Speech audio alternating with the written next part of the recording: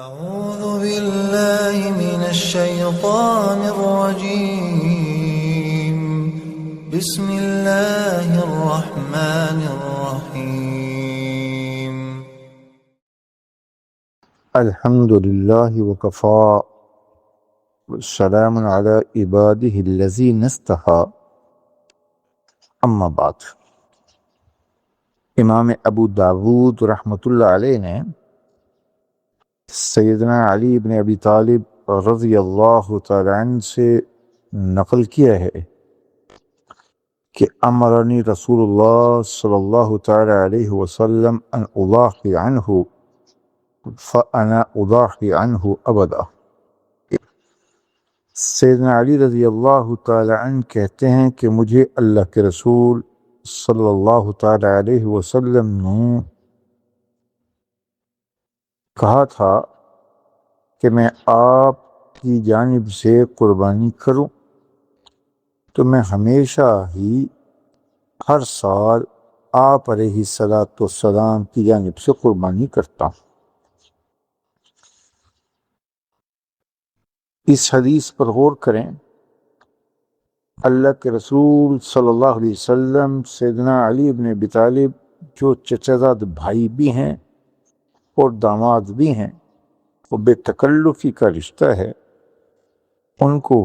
آپ نے حکم کر دیا کہ میرے لیے میری جانب سے ہر سال قربانی کیا کیجیے۔ تو آپ علیہ السلام کا اپنا عمل اور سیدنا علی رضی اللہ تعالی عنہ کا حضور علیہ السلام کے حکم کی تعمیل کرتے ہوئے ہمیشہ حضور کی جانب سے قربانی کرنا اس بات کی دلیل ہے کہ کوئی شخص، زندہ شخص، اپنی جانب سے بھی قربانی کر سکتا ہے اور اپنے فوت شدہ لواحقین اور اعزاء اور رشتہ داروں کی جانب سے بھی قربانی کر سکتا ہے، اور اس کا اجر انہیں پہنچتا ہے۔ جیسے یہاں پر نبی علیہ السلام نے ترغیب دی اور سیدنا علی رضی اللہ تعالی عنہ نے اس پر ہمیشہ عمل کیا۔ اسی طرح نبی علیہ السلام کا اپنا عمل امام مسلم رحمۃ اللہ علیہ نے سیدہ کائنات حضرت عائشہ صدیقہ رضی اللہ تعالی عنہ سے نقل کیا کہ ایک موقع پر امر رسول اللہ سے بکبش، آپ علیہ السلام نے ایسا دمبا لانے کا حکم دیا، قرن، جو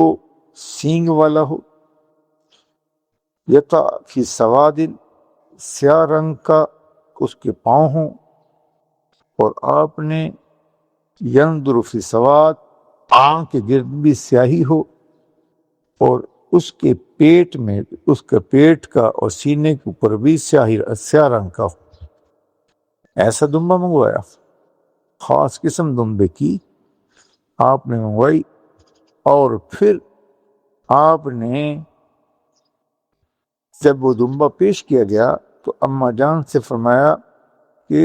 مجھے چھری پیش کرو۔ اماں جان نے جب چھری پیش کی تو آپ نے فرمایا کہ اس کو پتھر پر رگڑ لو۔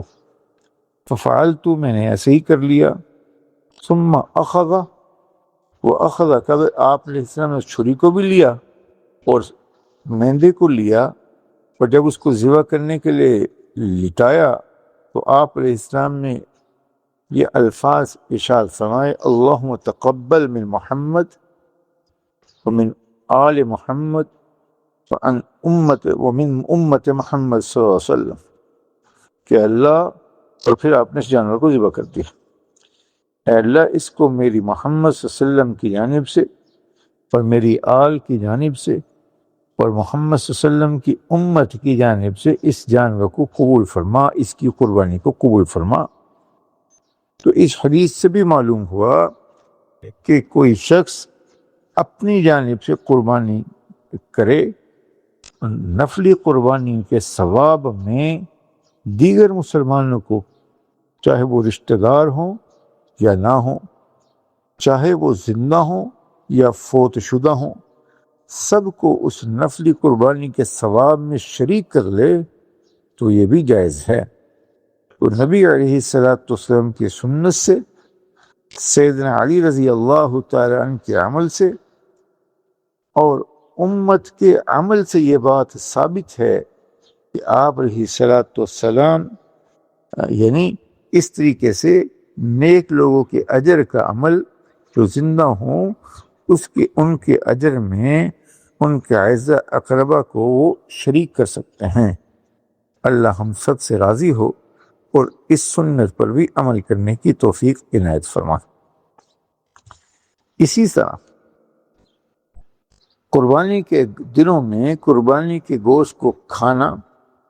اور کچھ اپنی ضرورت کے لیے ذخیرہ کرنا کی گنجائش ہے۔ چنانچہ امام مسلم رحمۃ اللہ علیہ نے سیدنا جابر بن عبداللہ رضی اللہ تعالی عنہ سے اللہ کے رسول صلی اللہ علیہ وسلم کا ارشاد نقل کیا ہے کہ انہ نہا عن اکل لحوم الضحایا بعد ثلاث، ابتدا کی اسلام کی ابتدا میں جبکہ مسلمانوں کے مالی حالات زیادہ تنگ تھے تو آپ علیہ السلام نے قربانیوں کے گوشت کو 3 دن سے زیادہ ذخیرہ کرنے اور خود کھانے سے منع کر دیا۔ غرض یہ تھی کہ بس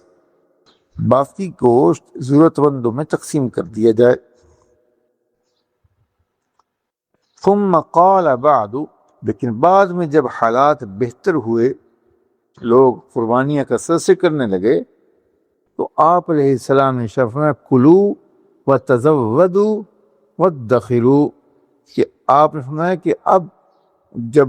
دیگر لوگ بھی قربانیاں ذبح کر رہے ہیں تو 3 دن سے اوپر بھی اگر تم کھانا چاہو تو کھاؤ، اور چاہو تو کچھ عرصے کے لیے اپنے پاس رکھ لو اپنے ضرورت کے وقت۔ تو اس حدیث سے یہ معلوم ہوا کہ قربانی کا گوشت کھانا چاہیے، اللہ کی نعمت ہے، اللہ کا اکرام، اور قربانی کے دنوں میں یہ ایام و عقل و شرب ہیں کہ یہ کھانے پینے کے دن ہیں جو اللہ کی طرف سے اکرام ہے، اعزاز ہے۔ خود بھی کھانا، اپنے اعزاء اقربا کو بھی اس قربانی کے گوشت میں شریک کرنا، اور ضرورت مند اور محتاج لوگوں کو بھی اس میں شریک کرنا۔ اسی لیے فقہاء نے لکھا ہے کہ قربانی کے گوشت میں ان لوگوں کو یعنی 3 طرح کے اس کے 3 حصے کر لیے جائیں۔ اپنی ضرورت کا رکھ لیا جائے، اللہ کے فضل سے جو مالدار لوگ ہیں جو قربانی کرتے ہیں، اللہ نے ان کو اتنی وسعت دی ہے کہ وہ سارا سال اپنا گوشت خرید کر بھی کھا سکتے ہیں۔ تو ایسا شخص اپنی ضرورت کے لیے اپنے لیے رکھے، اپنے اعزاء اقربا کو جن کے ساتھ تعلق ہے، رشتہ داری ہے، ان کے ساتھ صلہ رحمی کے طور پر ان کو گوشت دینا، ہدیہ دینا، اور خصوصاً ان رشتہ داروں کو جن کے یہاں قربانی نہیں ہوئی